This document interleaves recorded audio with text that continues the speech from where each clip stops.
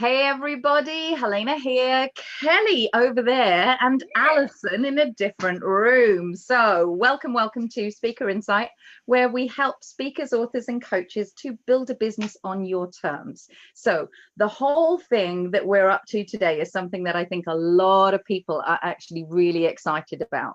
They're wanting to actually know about how to use podcasting to build your business. And we've got someone with us who's actually been doing that for a little while. So before I get to that, we need to do a little bit of buzz in your business. So whilst Kelly's doing all sorts of sharing little bits and pieces, she's working on it. I do want to let you know the buzz in our business. So there are now in the Connection Hub. So if you're not a member, please come and join, because that is where the conversation happens.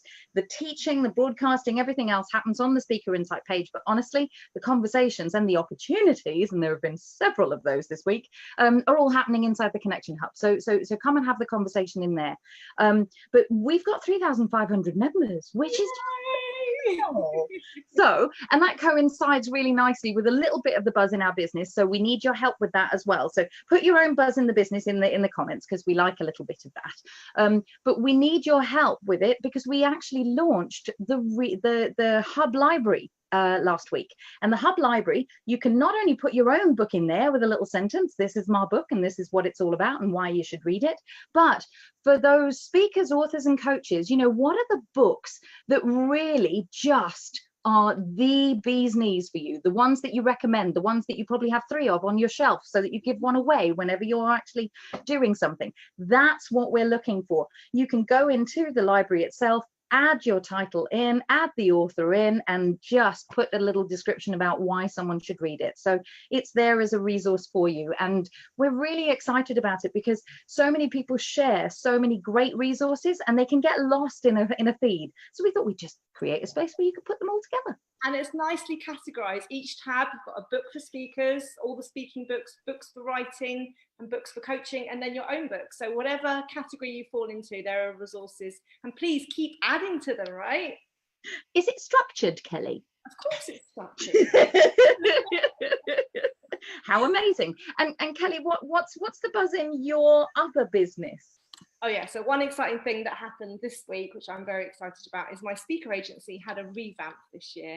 Yay. And our new website has just gone live. Woohoo. Any of you guys out there that are interested in being represented by a speaker, actually I'll put the link in the comments and then you guys can check us out. I think that's a really, really good idea. And so not to be remiss about anything, Alison Jones, the Extraordinary Business Book Club, all of that good stuff. I'm going to let you do all of your own kind of introductions. But before you do any of that, what's the buzz in your business? Yes.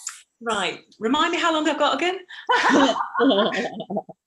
So, well, the reason I'm in this oddly anonymous room is that I'm actually in London, and it's the Business Book Awards this evening, right here in London. So just at the Grange City Hotel down the road.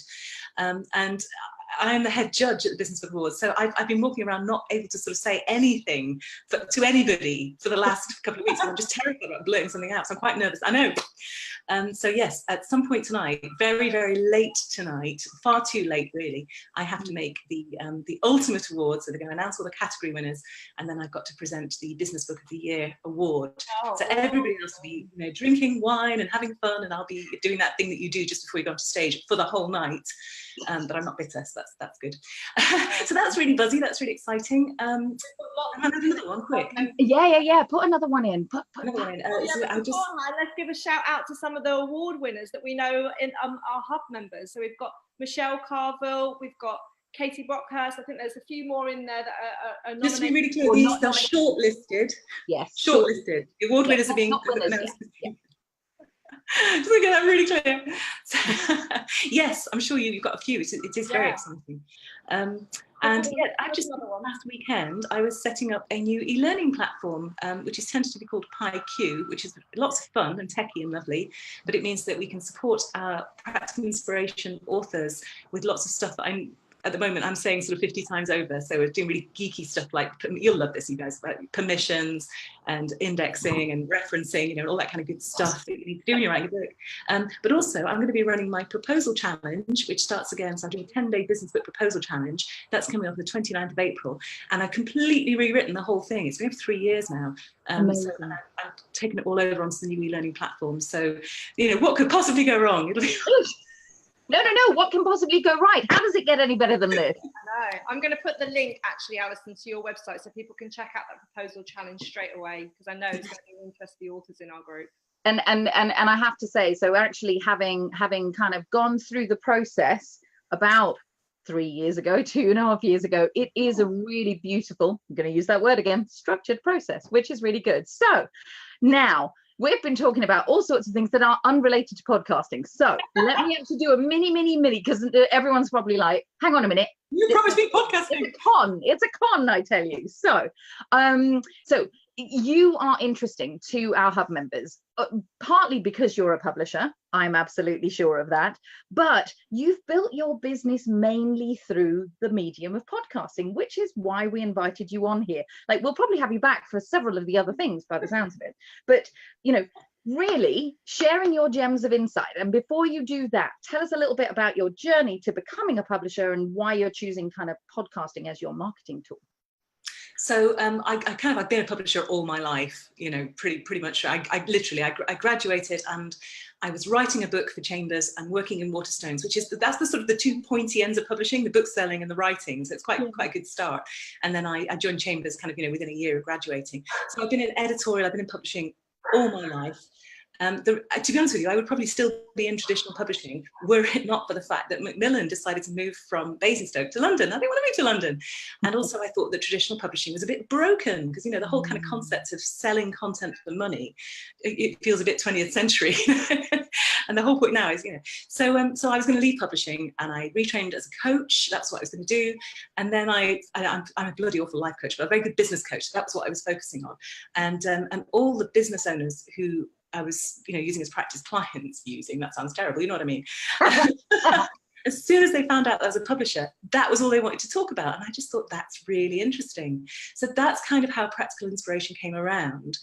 It was very much, if you offer business people publishing as a service in the service of their business, rather than as a publisher trying to make money out of selling books, which are incredibly low margin and, you know, hard to shift and all that kind of stuff. Actually, you've got something really interesting. And as a publisher, it's fantastic because what you get to do is go right upstream with the author and say, you know, what is distinctive about your message and who are the people you're serving and what's your business strategy and how are we going to make the book really integrate with that? You don't have time for any of that as a publisher, but you know, they're your customer, and that's really brilliant. So so Practical Inspiration was founded 5 years ago. We've published 54 books now, so it's terrific. And one of them shortlisted this evening, in fact, which is really nice. Awesome! What a full circle. So that was the journey to publishing. Nice. So when we did quite a lot of work in the Connection Hub the other week around podcasting, and lots of people were putting posts up. I think one of the most common question that I'd like to know is from you is actually more about our avatar hates tech, right? So that's the thing that stops them going forward in lots of things. Can you tell us a little bit about the platform that you use for your podcasting? I know we recommended things like Anchor to a lot of people, Anchor FM. What did you choose? What did you choose and why did you choose it? Yeah. No, I realised I didn't answer the other part of I was just actually going to butt in and say, but tell us why you chose podcasting in general and then go to to She's fast. Kelly, I promise you I will get to the tech in a minute, but just tell me about the tech, woman.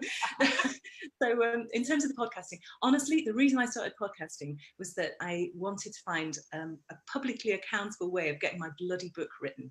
Because when you are writing a book about writing a book to build your business, or you kind of, you know, your head kind of explodes with the self-referentialness of it. It was awful. I was so self-conscious. So I was failing to write my book for, it's just embarrassing, you know, publishing other people's books, no problem. And I'd written 6 others, but to commission. Trying to write my own, I found really paralysingly self-conscious, and it was very, very difficult. So it was on a call to Sue Revel, actually. I don't know if you know Sue. Oh, she's she's awesome. she just let me talk myself into a hole, and at the end of it I was like, oh, bloody hell, I'm going to have to do the podcast, aren't I? So that genuinely was the genesis of the Extraordinary Business Book Club, and in the first show intro I was like, this is a place where I'm going to experiment out loud in public with my own book. I'm going to try stuff out and let you know how it goes. I'm going to talk to people who've been there from lots of different perspectives.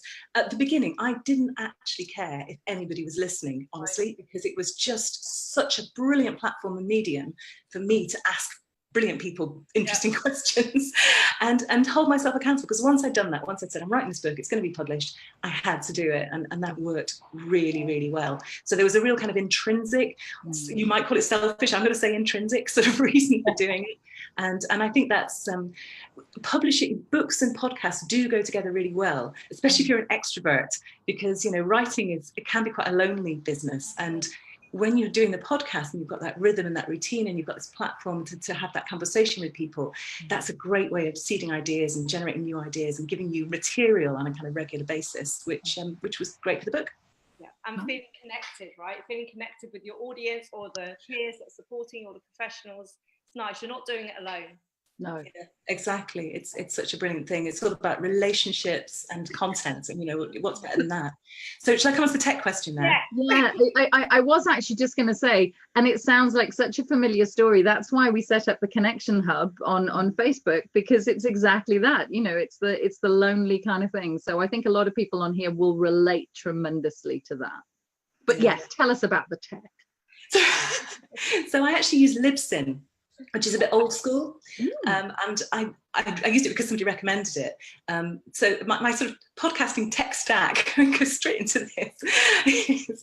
I use Zencaster for recording, which is brilliant. The wonderful thing about Zencaster is it records the audio locally at either end, and then it serves you up both the files. So sometimes when you're on Skype or Zoom or something, the other person sounds like a robot, or they dip out for a bit. None of that. Even if the quality that I'm hearing at my end isn't brilliant, the quality that Zencaster serves up to me is great. Wow. So I love that. And I also love having the two tracks separately. So I'm geeking out a bit now. Stop me if I'm geeking out too much. Because it means we won't. Okay.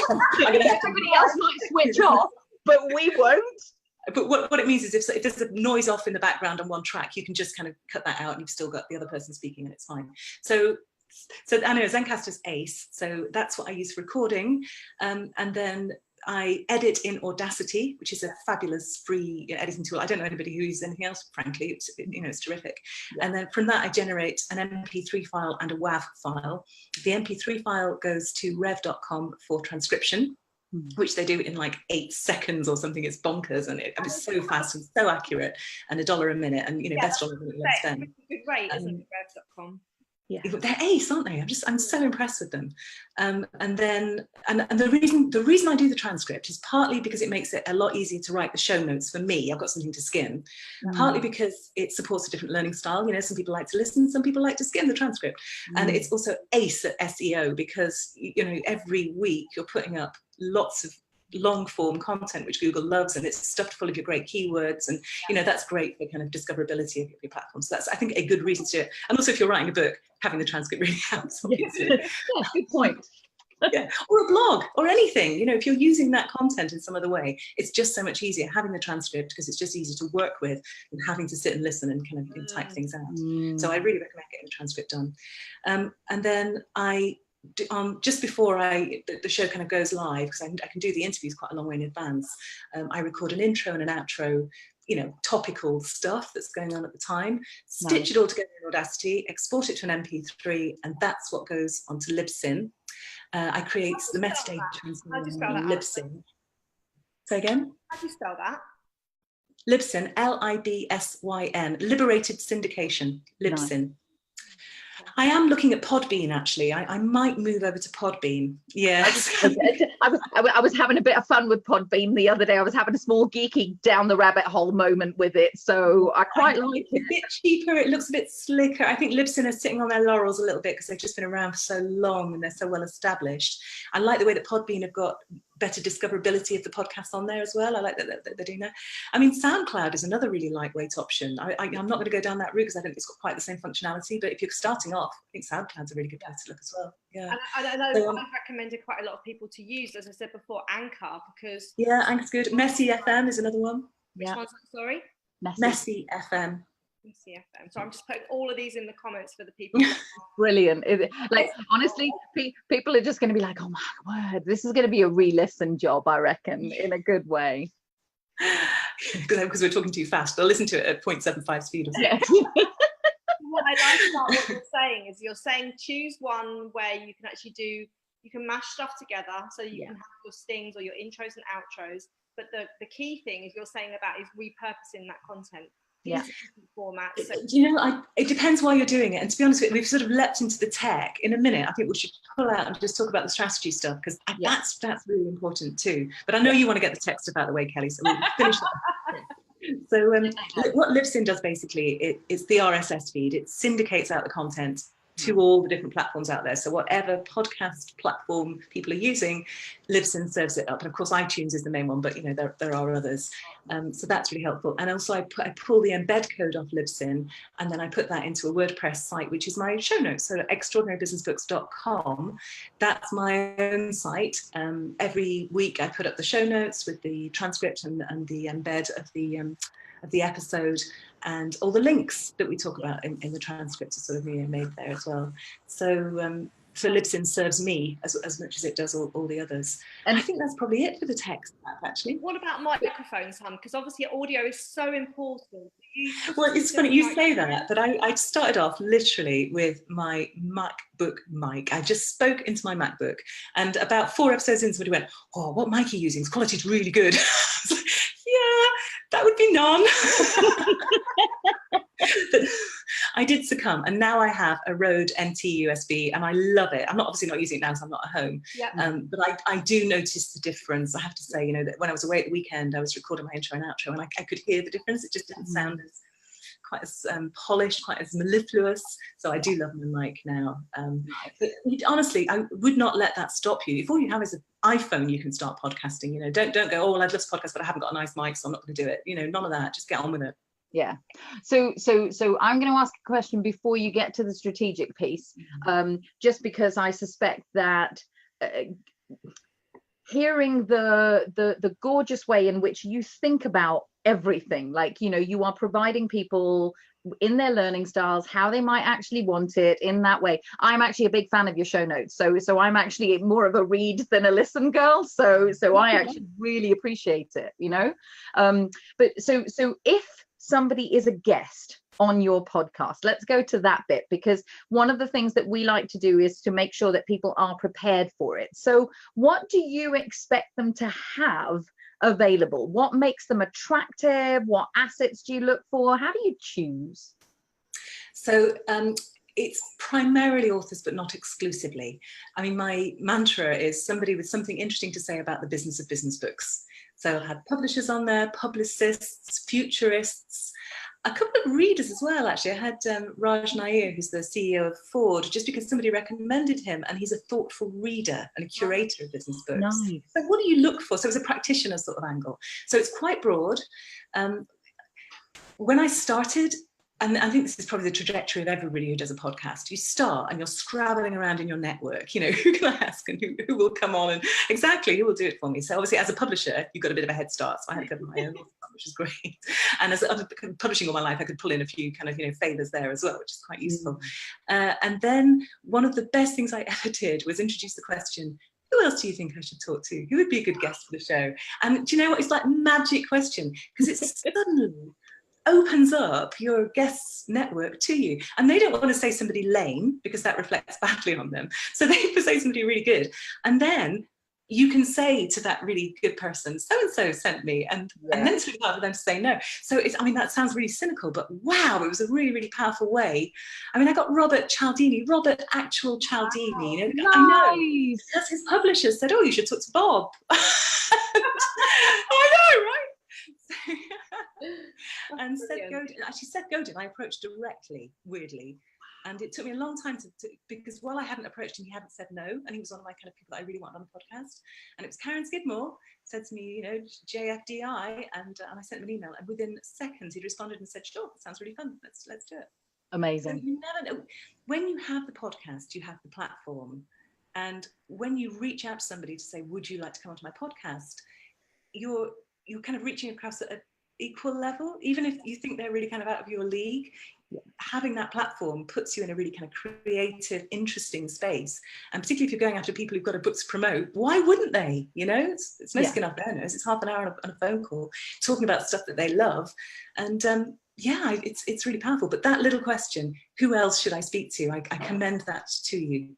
That's beautiful. Thank you. All speakers, authors and coaches traditionally love to talk, right? So of course, if they get an opportunity to talk on your podcast, but the message in that is just basically have your chicken list, ask those people directly, but also ask your network, who do they know? And also what content do they want? We do that quite a lot in the hub. We put polls up saying, okay, we're planning our next 3 months of content. What are the topics that you want? And therefore we can then go and find the people that match them as well. So great bits of advice there. Thank you. Really good. I think one of the things that we were really impressed by you is how you've built the business predominantly using the marketing basis of podcasts for you're actually launching your book, This Means Business. So, this book means business, but also your Facebook group. So when you do podcasts, do you do a lot of call to actions at the end? How do you actually build it into helping build your business? I don't know if it's the primary one. It's certainly a really key one.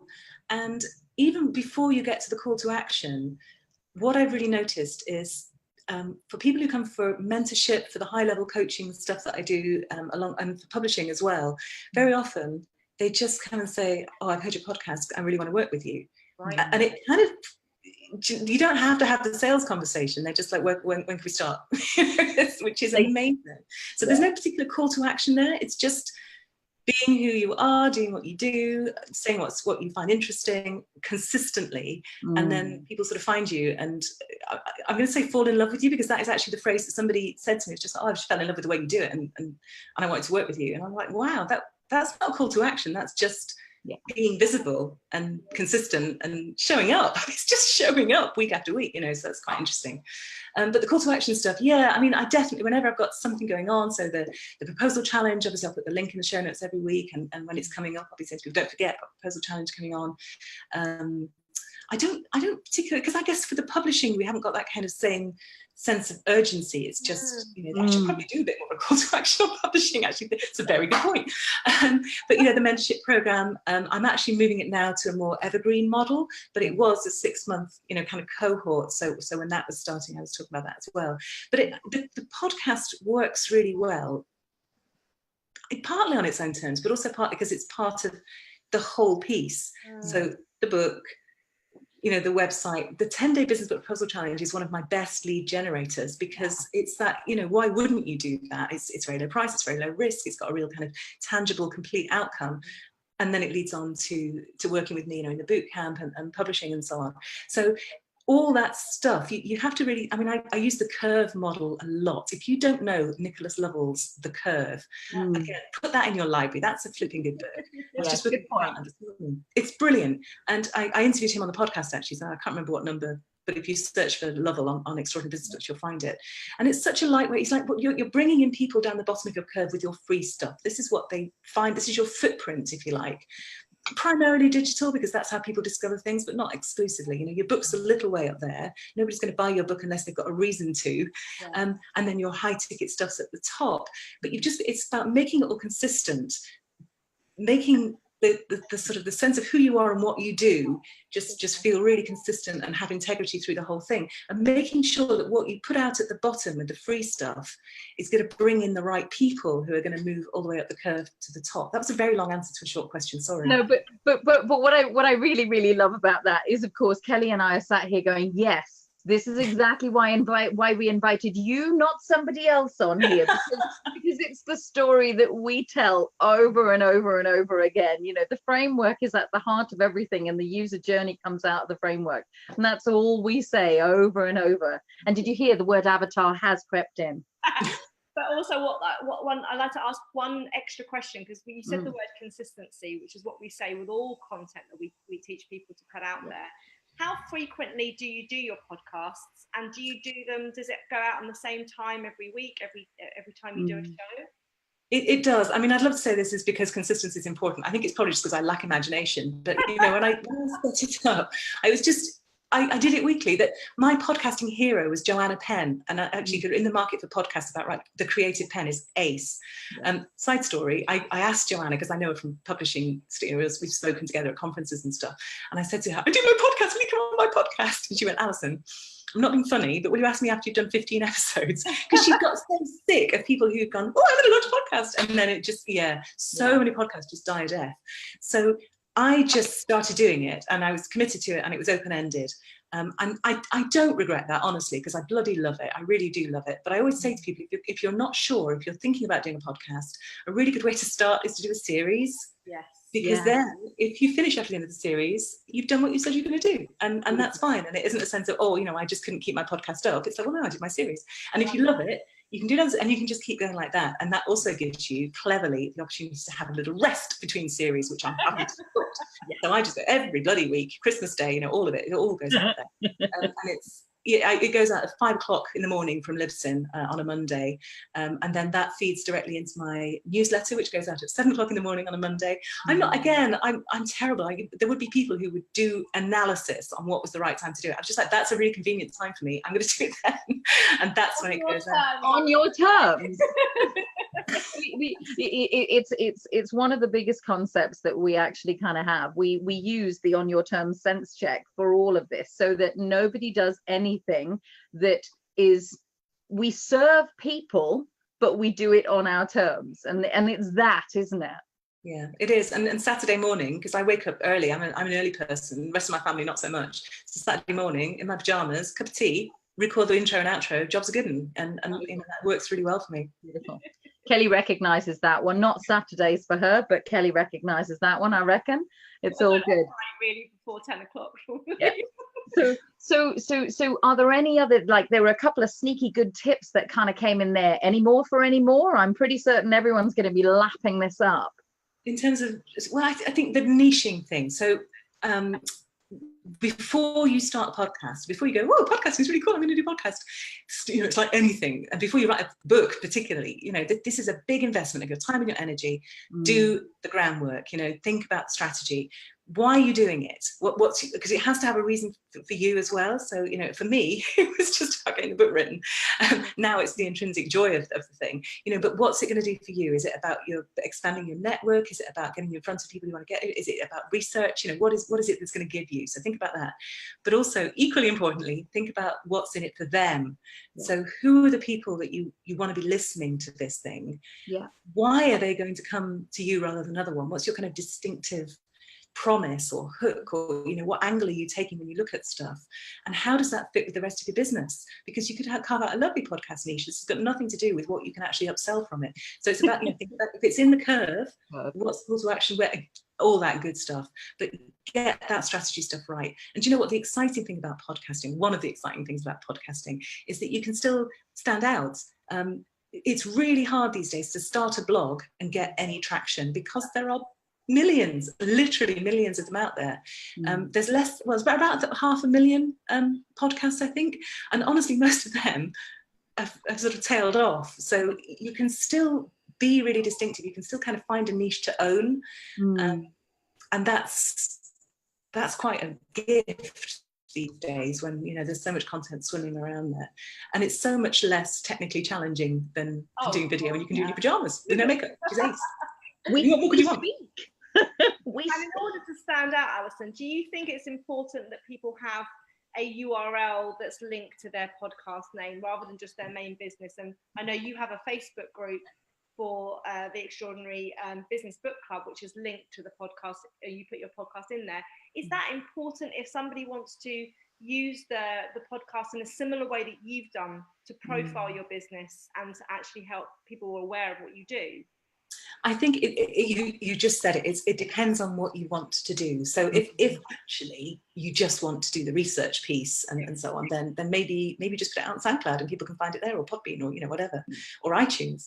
But if you do want the rich content stuff, if you want the traffic and the conversions, I mean, I get a lot of people clicking the links in the show note because they've heard about it. They go, and I say, go to Extraordinary Business Books, get all the information. There's the buy books, the buy buttons for the books, So I find that really helpful, just because it's my corner of the internet and I decide what happens there, unlike all the platforms that your podcast would go on otherwise. Having said that, the bulk of the listens happen on iTunes because that's where the bulk of listening happens, So, but that's fine because at least some of them will come back because iTunes hasn't got the show notes. Hasn't got the transcript. It's that added content. Okay. Sorry, they're doing the road outside. I hope you can't hear that. It's all right, don't worry. I'm sure people can listen beyond it. It's all good. It really is. So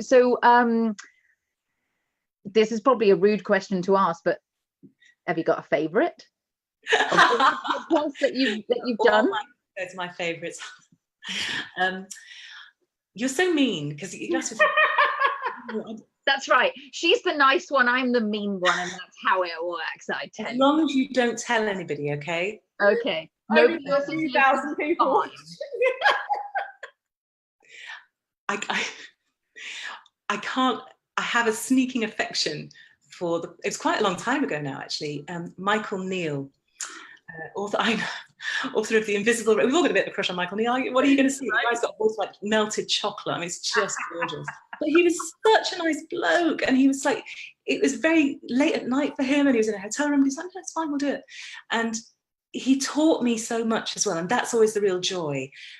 He taught me something brilliant about trusting in your own resourcefulness, because I used to go into podcasts with a sort of sheet of paper and a list of questions, and I'd be checking the time and looking at how far we got through the questions, and I'd look back at the transcript and I'd be like, oh my goodness, they said something there that was absolute gold, and I missed it because I was so focused on my bloody question. So now what I do is I do have a couple of sort of thoughts. I do prepare, and I put a couple of notes and sort of comments down, and I always have some consistent questions. So I always ask people what their best tip is for a first-time business book author, and I always ask them to recommend a book, partly because I'm just nosy and I like to know. So there's a bit of a structure and kind of consistency to it that people recognize.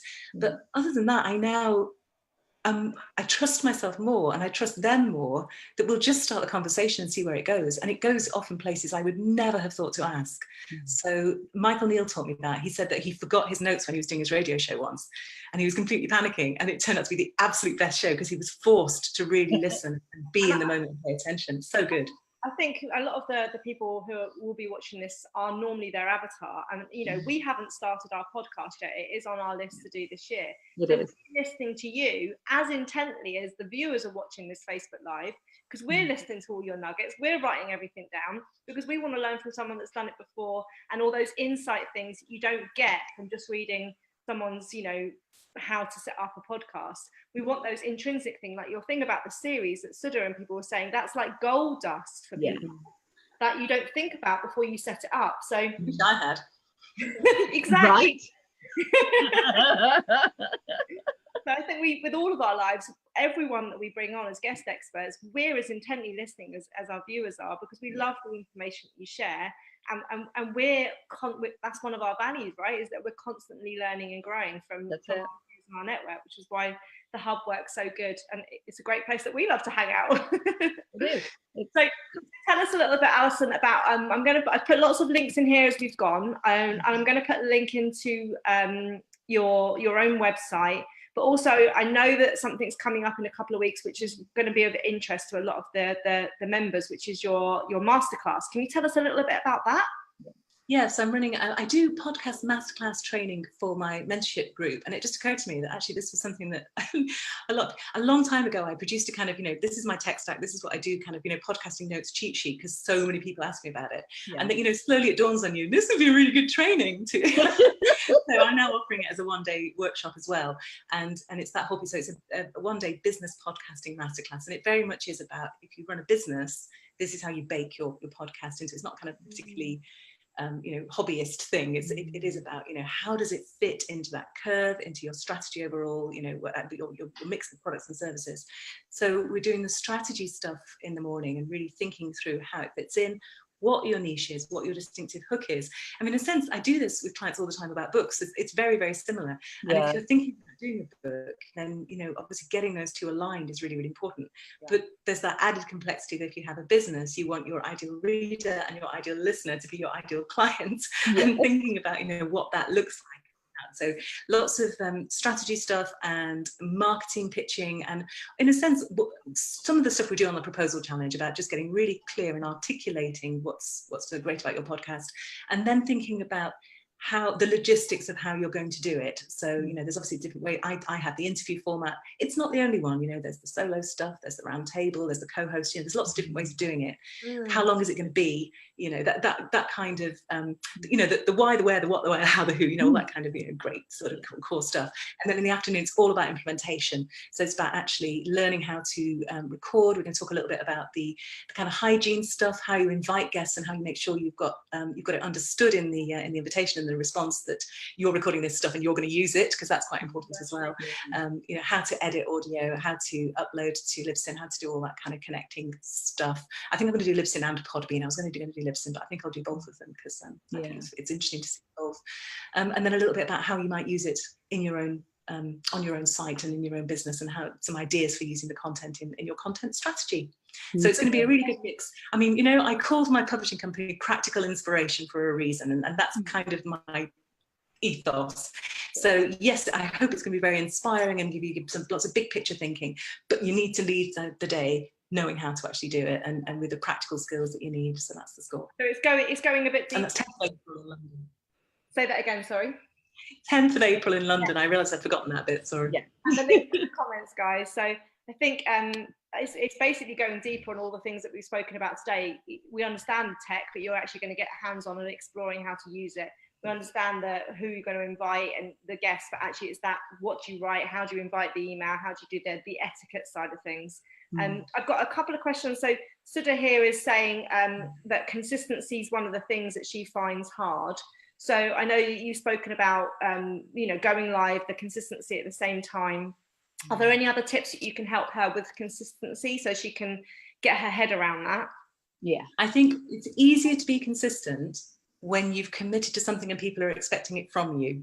So being consistent to yourself is really tough. I mean, there are people that can do it, and obviously I can't be friends with them. They're upholders. I'm an accountant. I'm an obliger.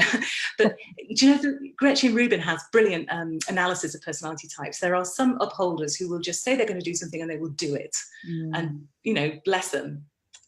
But most of us are obligers, so we'll do something if we're told someone else we're going to do it, because we don't like letting people down. And then the other two are questioners and rebels. I can't help you much if you're a rebel, honestly. You're just got to find your own way. But questioners, that you understand when you're going to do something. It's just the kind of what motivates you. But for me, because I'm an obliger, committing to do something publicly and going out publicly every week with a thing, there's no question that I wouldn't do it. It's really, really helpful. And I would never have done it if it was just me doing it because I'd said I'd do it and nobody was waiting on it.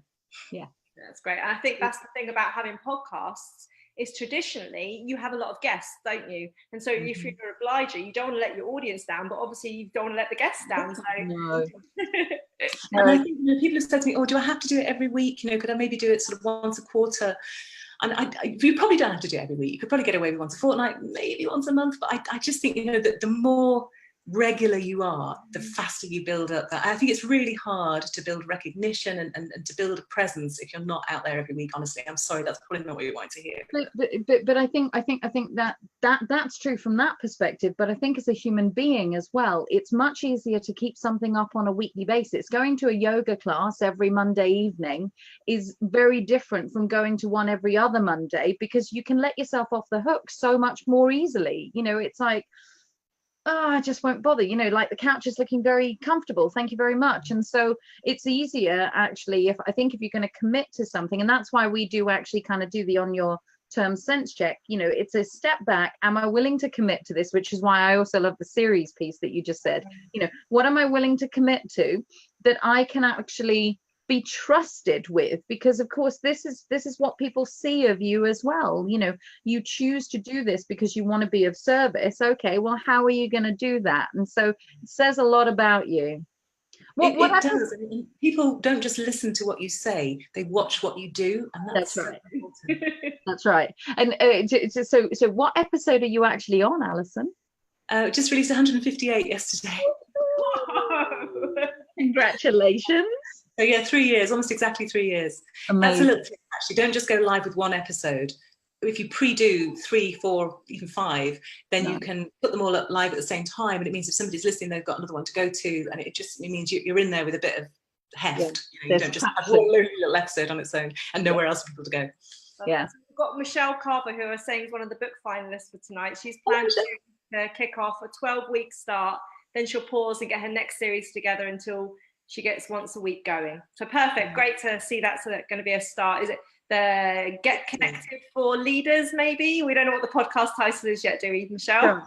But we're working on it, which is really good. So Alison, I'm aware that you probably have some prep to do for the awards, and which includes getting yourself probably some food beforehand, because you're going to be watching everybody else to having a good time whilst you're waiting. Well, I missed lunch as well, so I'm really quite, I'm surprised you can't hear my stomach on this. In which case we should let you go, but thank you. And the chances are that we might just have you back to talk about, you know, wearing your publishing hat in some way, if you'll have us. You know, I don't much like talking about books. Yes, of course I will do that. Which is really rather good. So thank you on our behalf, but also on behalf of all of the people who are watching and will be watching. And again, if you have been watching, I should have said at the beginning, but hashtag replay, because we do like to know, even weeks later, if you've got any. Exactly. If you've got any questions, tag Alison, myself, or Kelly in that way, and just ask your questions, because, you know, this isn't it's now done and dusted. Ask the questions that you have. Yeah, do. And thank you both. It was really good fun, and thank you for inviting me. You're welcome. Lovely evening, and we look forward to staying connected in the Hub. Thank you. Bye. Everyone. See you next week.